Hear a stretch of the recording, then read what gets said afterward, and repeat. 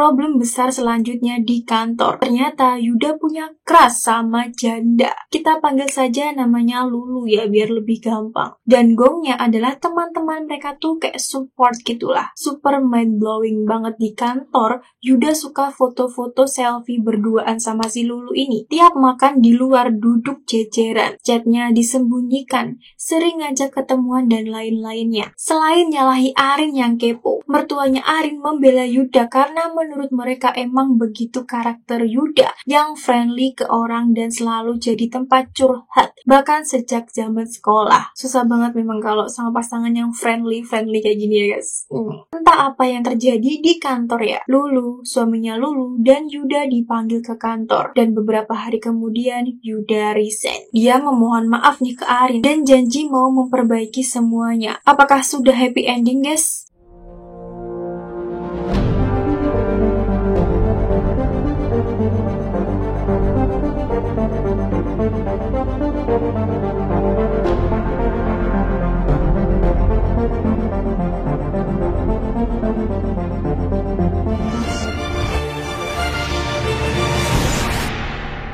Halo guys, bertemu lagi nih sama aku Tridiansi di sini. Di segmen kali ini lagi-lagi kita akan membahas nih kisah nyata pengalaman hidup dari seseorang. Oke, kali ini aku mengambil lagi suatu kisah yang berada di aplikasi Thread dengan temanya tuh perjuangan perempuan dalam rumah tangga yang toksik. Kalau kalian tuh ingin membaca kisah ini secara langsung, kalian tuh bisa nih klik link yang ada di deskripsi video ini. Oke, tanpa berlama-lama kita langsung aja masuk ke isi Thread-nya.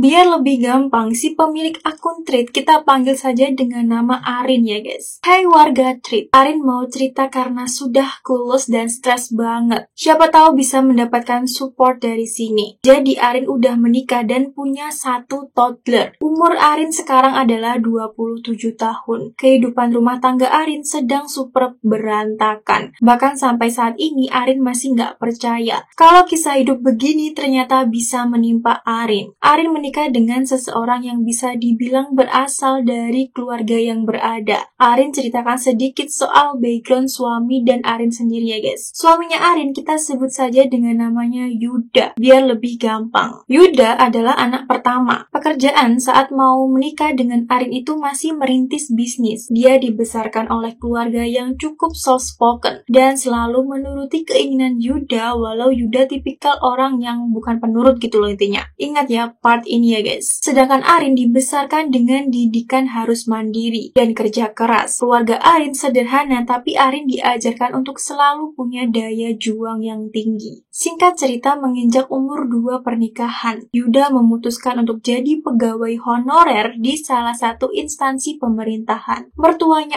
Arin sangat mendukung. Gaji Yuda saat itu terbilang kecil karena tidak bisa mencukupi kebutuhan rumah tangga. Tapi mertuanya Arin selalu backup keperluan dapur dan anak. Jadi pure gajinya Yuda untuk kebutuhan sekunder dan menabung saja. Namanya berumah tangga. Adalah ribut-ribut kecil gitulah. Seringnya soal janji yang Yuda langgar untuk berhenti merokok sejak menikah. Oh ya, ada satu problem besar selain Yuda melanggar janji untuk berhenti merokok, yaitu pemalas dan HP-an terus. Sebenarnya ia bekerja pun lebih kebanyakan mengeluhnya, karena harus bangun pagi dan ribet, katanya seperti itu. Padahal setelah menikah, Arin justru mulai lamar-lamar kerja, karena mereka punya kesepakatan kalau anak udah mulai besar mereka berdua mau kerja. Problem besar selanjutnya di kantor. Ternyata Yuda punya crush sama janda. Kita panggil saja namanya Lulu ya, biar lebih gampang. Dan gongnya adalah teman-teman mereka tuh kayak support gitulah. Super mind blowing banget di kantor.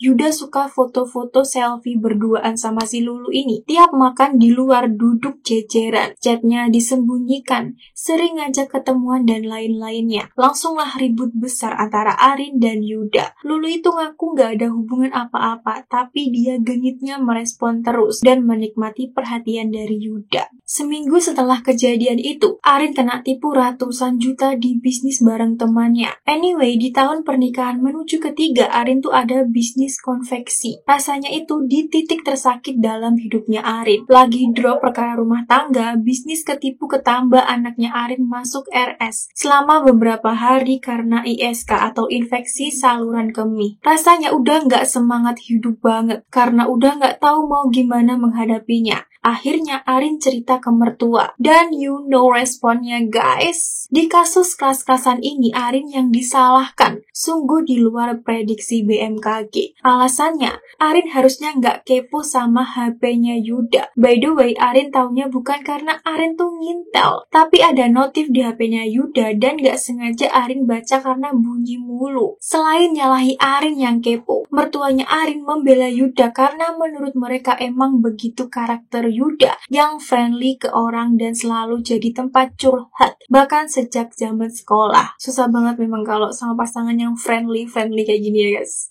Jadi Arin gak boleh cemburu demi apapun ya. Bahkan Yuda sering dinas sama Pak Kepala dan satu staf perempuan pun keluar kota. Arin gak pernah ada cemburu. Tapi yang kasus dengan Lulu ini udah di luar batas. Super mesra. Arin tunjukkan chat ke mertuanya. Tetap aja Arin yang disalahkan. Capek banget rasanya. Sampai akhirnya saking frustasinya sama hidup Arin, akhirnya Arin cerita ke ibunya Arin sendiri. Ibunya Arin menyuruh Arin untuk tegas ke Yuda. Dan kalaupun mau cerai, ibunya Arin selalu menerima Arin untuk kembali. Urusan hutang dari bisnis itu, sebagian dibantu sama ibunya Arin, sebagian Arin pinjamkan dari mertuanya. Dan di titik itu, hanya ibunya Arin yang benar-benar mengerti keadaannya Arin. Beberapa bulan setelah itu, Lulu akhirnya menikah dengan orang lain. Jujur Arin agak lega, tapi yang terjadi selanjutnya adalah Yuda tetap beberapa kali ketahuan, sembunyikan chat dan masih dekat. Di titik ini Arin udah gak bisa lagi nahan semuanya. Akhirnya Arin chat Lulu. Endingnya ini berakhir ramai guys. Semua kantor tahu. Bahkan suaminya Lulu pun tahu. Urusannya jadi lebih panjang lagi. Lulu dan suaminya sempat datang ke rumahnya Arin saat itu dan clearkan masalah itu. Saling minta maaf. Dan apa yang terjadi? Itu si circle toxic masih terus jomblang-jomblangin. Emang bener sih bikin gemes. Dan yang bikin gemesnya lagi Yuda masih merespon. Ingin rasanya Arin tag tuh nama instansinya. Soalnya orang-orangnya tuh pada mind blowing semuanya. Entah apa yang terjadi di kantor ya. Lulu, suaminya Lulu, dan Yuda dipanggil ke kantor. Dan beberapa hari kemudian Yuda resign. Dia memohon maaf nih ke Arin dan janji mau memperbaiki semuanya. Apakah sudah happy ending guys? Oke, kasus soal keras-kerasan itu mereka tutup ya, selesai. Walau yang selesai hanya kisahnya, tidak dengan lukanya Arin. Tapi hidup harus terus berjalan kan ya. Semenjak itu mereka bangkit dengan support dan doa ibu. Sambil nyari pekerjaan, Arin lakukan apapun untuk bisa dapat uang. Biar kalau sesuatu terjadi, Arin ada pegangan. Arin daftarlah nih afiliat dan lumayan berhasil. Setidaknya untuk diri Arin sendiri. Walau sudah bangkit, big problem selanjutnya muncul. Setelah resign, Arin dan Yuda punya kesepakatan. Mereka akan kerjasama bangun bisnis lagi. Kerjasama juga dalam hal pekerjaan rumah. Karena jujur jadi afiliat itu memakan waktu banget. Ketambahan, Arin udah merambah jadi reseller juga. Yuda setuju. Arin pun berkali-kali tanya ke Yuda. It's okay kalau dia mau kerja lagi. Bahkan kalau mau balik kantor lama. Karena dia masih ditawari untuk balik kalau mau. Arin udah gak peduli lagi urusan keras-kerasan itu. Karena saking sakitnya hatinya Arin. Jujur udah mati rasa.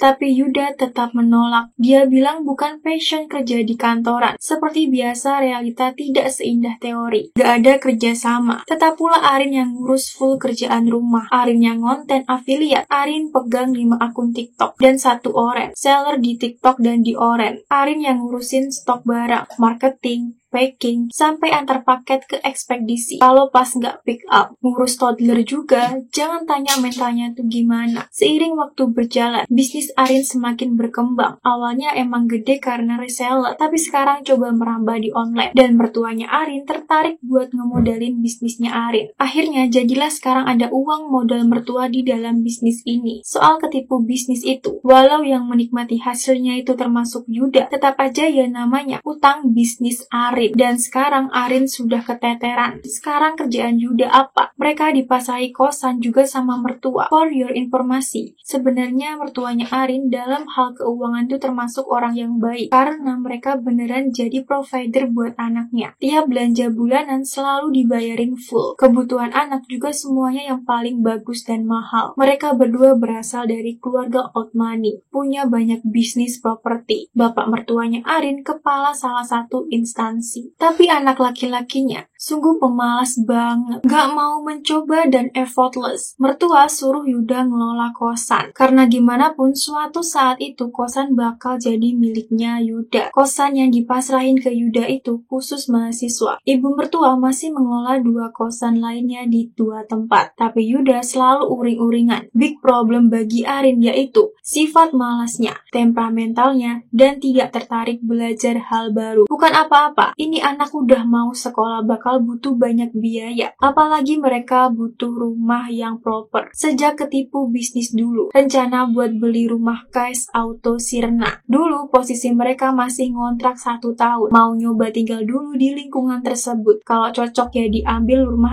taunya malah ketipu. Nah, balik lagi ke problem tadi. Yuda justru lebih suka main HP nggak jelas. Ngedit-ngedit di AI, katanya nanti kalau rajin konten bakal dibayar. Awalnya Arin tuh dukung-dukung aja. Tapi makin kesini makin awur-awuran habitnya. Hampir full 24 jam HP-an. Kepotong buat tidur doang. Tidurnya pun jadi dari pagi sampai siang, malamnya tuh begadang. Dan ngerokoknya jangan ditanya ya, ini tuh bikin emosi. Kayaknya emang bener, hidup mertua Arin itu bener-bener perfect. Tahu cobaannya di mana? Ya ini, di Yuda anaknya. Arin telaah lagi berdasarkan cerita-cerita. Ternyata parentingnya Yuda dari kecil itu, menurut Arin tuh adalah salah. Laki-laki yang selalu dimanja dan dituruti sejak kecil, merokok sebanyak apapun difasilitasi, terutama oleh ibu mertua. Tidak diajarin berusaha, tidak diajarin basic life skill. Ketika salah tidak ditegaskan, malah lebih cenderung ke selalu membela kesalahan anaknya. Dan it's okay, nak, nggak apa-apa, gitulah. Makanya ke bawah sampai besar beneran merepotkan. Kebalik dengan parenting dari orang tuanya Arin, yang bisa dibilang VOC tapi tetap ada batas. Sekarang Arin lagi di posisi super bingung. Masih ada keterikatan finansial dari modal bisnis yang sekarang dengan mertua. Hutang juga masih ada. Belum lunas semua karena banyak. Anak juga super nempel ke papanya karena jujur, Arin sibuk ngurus ini dan itu sendiri. Dan mertua selalu meminta Arin untuk tetap bertahan. Mereka sebenarnya paham sifat anaknya itu di luar Nurul. Tapi di sisi lain, tiap hari gedek banget lihat habitnya yang bikin ngelus dada. Kalau ditanya sayang, jujur kayak udah mati rasa. Dan sekarang kebalik, malah Yuda yang bucin. Capek ya saya ternyata. Kalau bukan karena utang dan mikirin anak, udah cabut saya. Oh iya, Yuda punya adik perempuan. Ipar Arin ini beneran super baik ke Arin walaupun emang mereka nggak begitu deket sih. Buat yang belum menikah, please banget ulik sampai ke akar-akarnya itu calon kalian. Dan jangan lupa selalu bikin dana darurat pribadi. Kita nggak pernah tahu apa yang terjadi dalam hidupnya kita. Oh iya, ada tambahan dikit. Kenapa Arin bisa langsung gas bisnis dan affiliate itu bukan buat ngidupin keluarga kecil itu. Itu pure buat Arin bayar hutang. Dan emang buat jaga-jaga kalau Arin sewaktu-waktu mau undur diri. Karena penghasilan dari Yuda udah cuma buat keperluan makan dan jajan aja. Kalian semua dimanapun berada sehat-sehat ya guys. Banyak rezeki. Oke, sampai sini aja isi treatnya. Pesan hidup apa yang bisa kita ambil dari ceritanya Arin ini ya guys.